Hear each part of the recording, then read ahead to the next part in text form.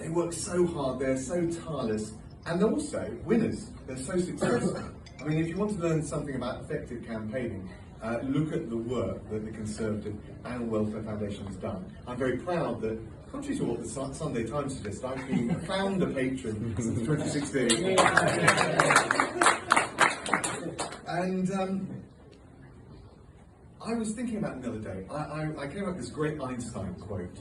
And Einstein said that our task as human beings must be to free ourselves by widening our circle of compassion to embrace all living creatures and the whole of nature and its beauty. Yeah. And I just thought there was no better encapsulation of what Lorraine, Chris and CAWF do than that. You think about the moral stance that they take, the moral lodestar I think they set for our party as compassionate Conservatives, and how important it is with all the nonsense that we get and the stick we get for us to keep that beacon burning very bright.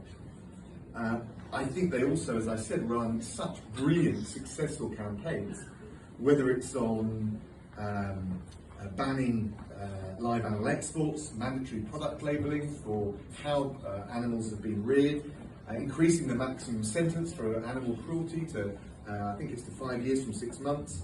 DEFRA already taking further campaigns that started with the Conservative Animal Welfare Foundation, looking at tackling puppy smuggling, the ban on trade in ivory, and the list goes on, and every year we come here and the list is even longer.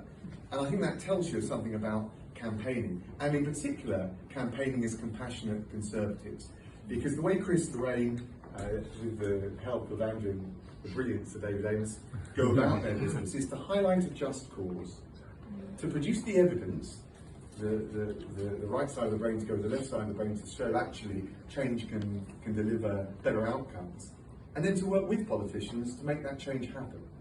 And I'm very proud. They're my neighbours, and Chris was my first chairman in my local association, so I've got a special place in my heart for Chris and Lorraine. But I'm very proud of all they do. They get an enormous amount of stick, and they're not elected politicians. They just do it for the love of the cause and because we need it in our party. They get an enormous amount of stick, but I just think that shows and goes to show how we need to cherish them and pay tribute to them even more. So to everyone involved, and in particular Chris and Ray, huge thanks.